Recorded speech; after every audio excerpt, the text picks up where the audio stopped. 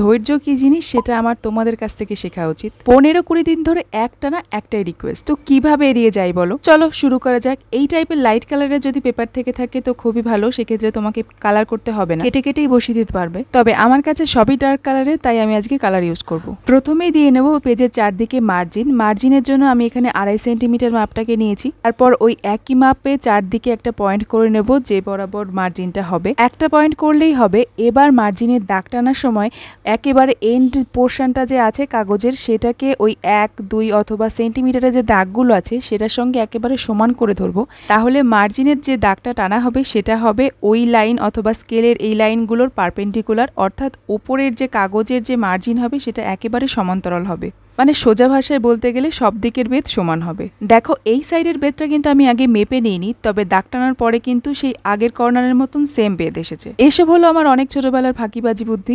দুপাশ থেকে মাপতে আমার ভীষণ আলসেমি লাগতো, তাই এইসব করে বেড়াতাম।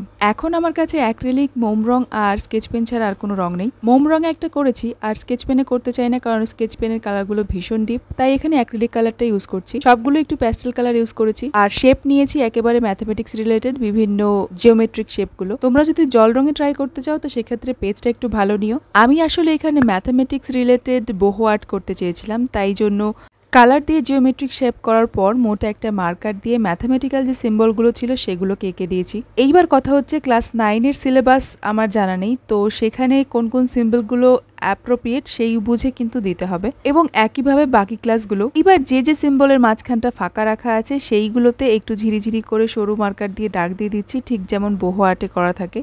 তো রেডি হয়ে গেল ম্যাথসের কভার পেজ। তবে একটা সত্যি কথা কি, এত কালার আমি আমার নিজের জন্য কখনো করিনি। সিম্পলি এরকম মোটা একটা দাগ দিতাম প্রথমে, তারপরে সরু সরু দাগ।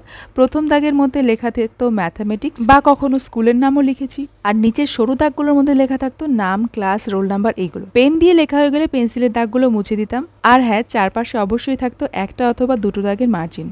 প্রথমে বলেছিলাম না মোম রঙে একটা ট্রাই করেছিলাম, এই যে এইটা, এর কালার কম্বিনেশনটা আমার পরে আর খুব একটা ভালো লাগছিল না। আর তাছাড়াও মোম রঙের ওপরে মার্কার দিয়ে লেখাটা সহজ কথা নয়, মার্কারটা ওই রঙের সাথে জড়িয়ে আর কালার বেরোতে চায় না, তাই লেখার কোনো ব্যাপার থাকলে মোম রঙটাকে অ্যাভয়েড করাই ভালো। আজকের মতন টাটা, দেখা হবে নেক্সট ভিডিওতে নতুন কোনো ক্রাফটের সাথে।